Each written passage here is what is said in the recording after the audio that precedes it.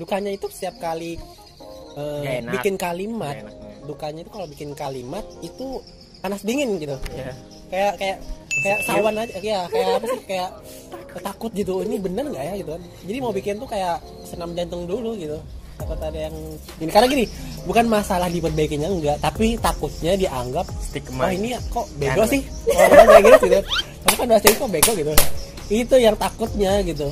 Jangan gini, hilangkan stigma bahwa mahasiswa bahasa Inggris itu hafal kamus. Iya. Itu nggak mungkin gitu. Gunakan diri. Hai, video ini kami akan bahas tentang suka duka. Guys, kembali lagi di podcast. Oke guys, kembali lagi di podcast seputar perkuliahan jurusan bahasa Inggris. Ya. Kalau di video sebelumnya bahas tentang anak bahasa Inggris yang nggak bisa bahasa Inggris. Ya. Hari ini ya sebenarnya sih kalau dilihat lebih ke lebih nasihat, tips dan trik gitu ya. Tapi nggak apa lah ya. Hari ini bahas bukan suka duka ya. Enak gak enak di jurusan bahasa Inggris. Oke. Oke, kita mulai dengan sedihnya dulu. Karena biasanya orang-orang Indonesia itu suka yang kalau lihat orang kecelakaan kan pada nontonin gini, suka melihat orang menderita gitu. Jadi kita bahas dukanya dulu. Jadi nangis dulu baru senang. Iya. Kamu susah dulu baru tenggelam kemudian. Oke. Enggak. Kayak dukanya. Well, nomor satu sebenarnya kalau masuk jurusan bahasa Inggris itu ya punya rasa was-was gitu kalau ngepost sesuatu di sosial media dengan kata bahasa Inggris. Pertama, kalau buat post sosial media itu ada perasaan was-was kalau bahasa Inggrisnya salah. Misal bikin post status WhatsApp pakai satu kalimat bahasa Inggris, itu kalau aku tuh sampai cek di grammar checker, sampai cari tahu bener gak grammarnya ini sebelum post itu, karena sebagai anak bahasa Inggris kan gengsi. Iya. Padahal gini, padahal bisa aja sih bikin SW terus di hide gitu. Cuman repot di hide yang yang milih salah satu, ini yang bakal ini yang bakalan. Siapa tahu yang lihat dosen kita. Ya bener ya itu kan. Makanya blok nomor dosen kalian. Biar enggak dilihat gitu. Jangan berteman sama dosen atau enggak. Ya, silakan berteman dengan dosen. Ya, gitu. Karena gini, ya. suatu penghargaan yang luar biasa kalau misalnya nomor kalian bisa sama dosen. Ya, itu pelajaran. Artinya kalian sesuatu gitu. Musuhnya. Ayo ini mahasiswa ya, yang ownernya nih, ya. Diingatin bisa. Enggak. Ya sih, kalau misalnya kita nge-hide kan repot juga ya, pilih salah satu gitu kan. Jadi gini, ibarat kalau bikin SW itu harus baca dulu nih buku grammar, ulang dulu ke grammar gitu kan, teliti dulu. Nggak, tapi serius itu. Nggak jadi bikin SW, kalau malah belajar. Gitu. Saya pribadi itu benar-benar terjadi. Harus dicek betul-betul grammar. Ada nggak sih yang nyinyir waktu bikin SW, yang negur ini salah? Selama ini belum pernah. Belum ada. Berarti tepat baca teorinya gitu. Ya. Atau takut. Atau jangan-jangan bikin SW udah dapat kata-katanya, udah dicek di grammar, tapi nggak jadi, di cancel. Ya pernah. Karena ragu benar atau enggak. Ya pernah. Kalau aku pribadi pernah. Kalau aku gimana ya? Lebih ke gini sih. Kalau yang komen nggak ada sih, yang komen membenarkan errornya nggak ada gitu. Musuh aja banyak. Secara langsung nggak ada. Ini dicat aja jangan aku. Ya. Nah memang nggak jelas jawabannya. Next. Nah gini, dukanya itu setiap kali bikin kalimat, dukanya itu kalau bikin kalimat itu panas dingin gitu. Kayak sawan aja, kayak apa sih, kayak takut gitu, ini bener nggak ya gitu kan. Jadi mau bikin tuh kayak senam jantung dulu gitu.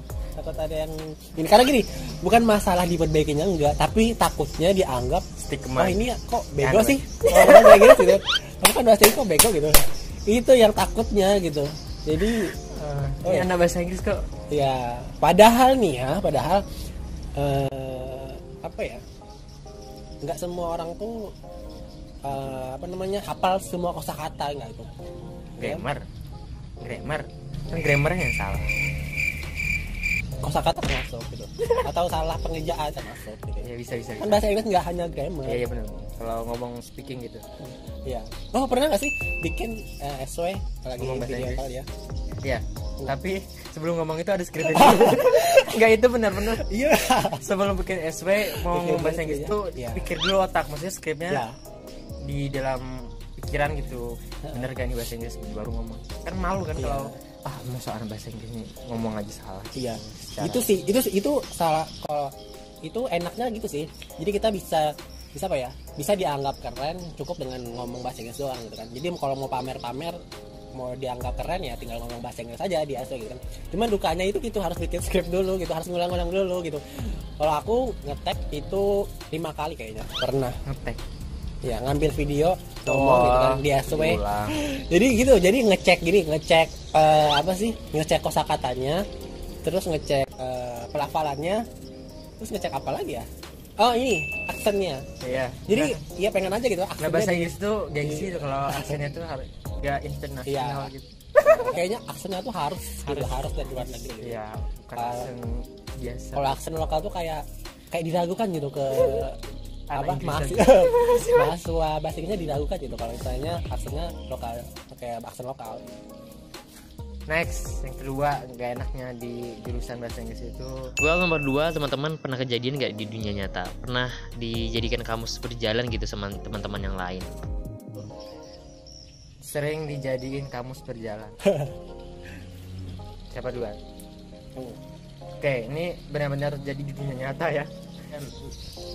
Jadi ini betul kejadian di dunia nyata pas saya ditanyain, oh ada produk kan, produk elektronik nih. Ini artinya apa? Nah saat itu kan apa ya? Bukannya nggak tahu sih, memang nggak tahu artinya kata itu karena bukan kata yang umum. Jadi saat itu kayak kamu anak bahasa Inggris tapi nggak tahu ini jadi gimana gitu. Padahal kan nggak semua vocab itu nggak apa ya. Ya, bahkan orang yang bahasa Indonesia aja ada tuh kita yang kosakata nggak pernah dengar gitu. Ada yang kita pernah dengar tapi nggak tahu artinya gitu kan. Sering gitu. Jadi dukanya itu, jadi kayak dicap harus tahu semua vocabulary gitu. Padahal kan kosakata itu luas gitu. Jangan jadi hilangkan stigma bahwa mahasiswa bahasa Inggris itu hafal kamus. Itu nggak mungkin gitu. Silakan gunakan your dictionary. Itulah kenapa banyak kamus online. Karena apa? Karena nggak ada yang hafal kamus. Nah, itu. Sama juga nih pernah gara-gara dapat titel mahasiswa bahasa Inggris gitu kan. Jadi bapak itu kayak bapak lu, betul lu. Bapak pokoknya ada bapak itu ngirim satu teks bahasa Inggris tentang apa ya, tentang kesehatan gitu kan, terus dikirim nih ke saya. Jadi kayak Google Translate ya kesannya. Ya padahal gini, emang sih ada kosakata yang bisa saya terjemahkan, tapi lebih karena itu kesehatan ya, jadi otomatis kosakata medis itu kurang gitu. Saya nggak tahu kosakata apa dunia medis, saya nggak tahu gitu kan, karena basicnya saya pendidikan gitu. Jadi ketika dapat teks yang tentang kesehatan, otomatis kosakatanya tentang medis semua gitu kan. Itu harusnya teksnya itu tentang seputar pendidikan. Iya, karena ranahnya kan beda gitu ya. Jadi misalnya ada orang yang bahasa Inggrisnya dia jago tentang pariwisata misalnya. Nah, orang-orang yang pariwisata itu belum tentu dia bisa berbicara atau menerjemahkan seputar teknologi masih bisa, seputar kesehatan misalnya, atau seputar ini bidang lain lah ya, di bidang-bidang lain lah gitu, karena lain pariwisata ya bidangnya kan beda-beda gitu, ranahnya beda gitu. Dan jangan dipukul rata bahwa orang yang mahasiswa bahasa Inggris itu semua bidang tahu gitu, enggak. Jadi tergantung ranahnya dulu gitu. Dapat diminta tolong untuk menerjemahkan atau ditanyain tentang bahasa Inggris gitu, dukanya mahasiswa itu nggak bisa nolak gitu. Jadi ada takut dianggap nih gagal nih gitu, nggak bisa bermanfaat nih orang nih, nggak bisa menerjemahin ke bahasa Inggris gitu kan. Jadi nggak bisa nolak itu, malu juga nolak gitu, karena takut dianggap bodoh. Dianggap nggak mampu. Gengsi lah. Ya gengsi sih. kan nolak nggak tahu tapi nggak bisa nolak. Tapi sukanya enaknya itu, jadi kita bakalan terpancing gitu buat belajar, buat mengetahui gitu kan ya. Vocabulary banget ya, itu dia. Mungkin kalau misalnya nggak dikasih teks tentang kesehatan itu, mungkin saya nggak bakalan tahu kosakata itu gitu. Jadi tuh ada suka di dalam duka. Mantap.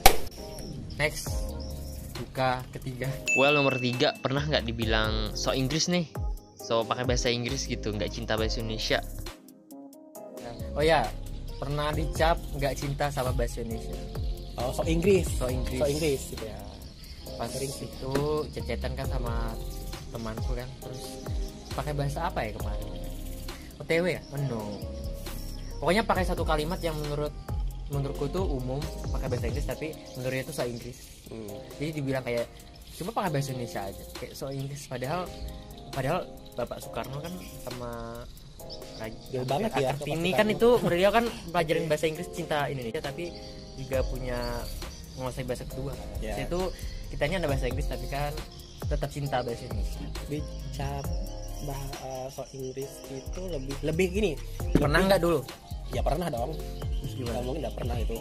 Karena kita dihidup di orang Indonesia kan kebanyakan grammar polis ya. Iya. Jadi kayak kalau ketika ada orang yang ngomong bahasa Inggris tuh otomatis tuh langsung mencari celah di mana salahnya gitu kan, grammarnya yang mana yang salah gitu. Jadi kalau misalnya mereka nggak bisa menemukan kesalahan kita di dalam sebuah kalimat,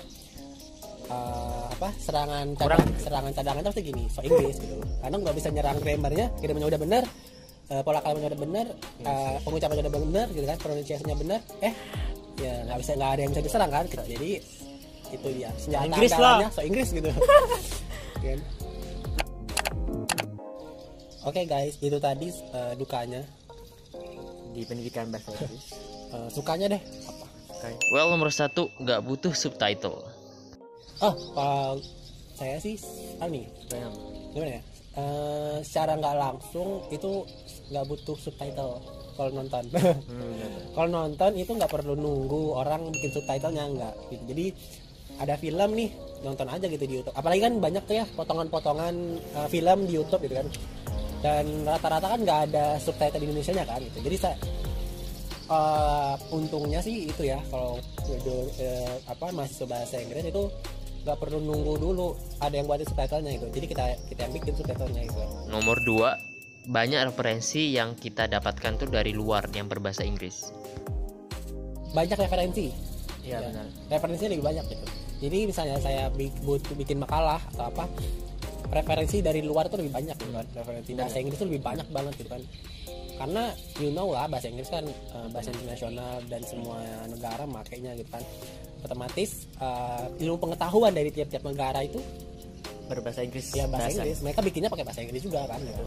Jadi nyari referensi seputar topik tertentu, tinggal cari aja referensi bahasa Inggrisnya gitu, pasti ada gitu. Lebih banyak aja pilihannya gitu. Benar.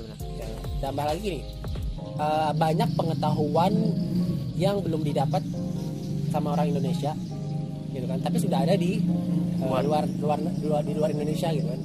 Ya, bahasanya bahasa Inggris. Iya, dan kita kayak lebih cepat dapat pengetahuannya lebih dulu gitu daripada sebelum diterjemahkan ke bahasa Indonesia. Yes, yang orang nggak bisa bahasa Inggris. Sama gini, kalau baca novel ya, bagi teman-teman yang suka baca novel bahasa Inggris, novel terjemahan misalnya kan, kok coba ya teman-teman baca yang versi aslinya, itu lebih detail aja gitu, lebih kena gitu, karena secara artinya juga lebih kena. Iya gitu. Nomor 3, kita tuh sekalian belajar TOEFL gitu. Sukanya kalau secara otomatis kalau kuliah di bahasa Inggris, sukanya itu sekaligus belajar TOEFL. Kalau dari aku itu misalnya mungkin kalau yang bukan bahasa Inggris, belajar kalau mau tes TOEFL itu harus ambil tes TOEFL, ambil les TOEFL. Tapi kalau kita bahasa Inggris kan ada grammar, ada listening, sudah dari sana tuh secara tidak langsung sudah belajar TOEFL gitu. Jadi dari sana secara nggak langsung tuh ngajarin kita untuk kalau ambil tes TOEFL itu nilainya insya Allah akan lebih tinggi lah. Nah, nomor 4 ini jurusan bahasa Inggris itu adalah jurusan yang fleksibel, jadi bisa kerja di mana aja gitu. Kalau bicara masalah prospek kerja, jadi gini cerita ya. Saya itu ke bank, salah satu bank BUMN. Jadi iseng-iseng nanya ke teller banknya, Mbak dulu, ini teller bank ya, Mbak gitu. Mbak dulu jurusannya apa? Bisa kerja di bank. Ini serius saya nanyakan ya, saya pernah kejadian nyata. Beliau jawab itu dulu S1-nya pendidikan bahasa Inggris. Saya kan biasanya wow, ternyata orang bahasa Inggris bisa jadi staf perbankan juga. Saya tanya, oh bisa ya orang bahasa Inggris masuk ke wilayah perbankan? Jadi bisa katanya, karena dibutuhkan komunikasi yang baik. Itu dia, karena kan bahasa Inggris itu bahasa internasional. Jadi ternyata teman-teman yang mau belajar Inggris mau masuk perbankan itu bisa. Jadi kayak seakan ini jurusan bahasa Inggris itu bisa masuk ke bidang mana aja gitu. Itu dia, sukanya kita dapat pilihan prospek kerjanya lebih luas aja gitu. Teman-teman bisa jadi guru, bisa jadi dosen, kalau jadi humas perusahaan bisa. Teman-teman bisa jadi tour guide. Semua bidang itu butuh komunikasi gitu kan. Jadi bahasa Inggris itu hadir sebagai syarat minimal, sebagai sarana komunikasi untuk bidang-bidang itu gitu. Jadi nggak usah takut ya kalau masuk bahasa Inggris itu nggak melulu jadi pengajar gitu, bisa jadi dosen, bisa jadi tour guide, bisa jadi bank, bisa serah teman-teman lah nanti ngaturnya. Maksudnya itu nggak melulu di satu bidang. Kalau pendidikan bahasa Inggris kan memang diarahkan ke jadi guru, tapi nggak melulu bisa jadi guru gitu. Ya. Ada pertanyaan silahkan tanya. Mungkin kalau teman kalian pengen tahu lebih atau pengen kami bahas lebih banyak hal lainnya gitu seputar jurusan bahasa Inggris, silakan komen di bawah. Tanya aja, insya Allah kalau nggak sibuk dijawab.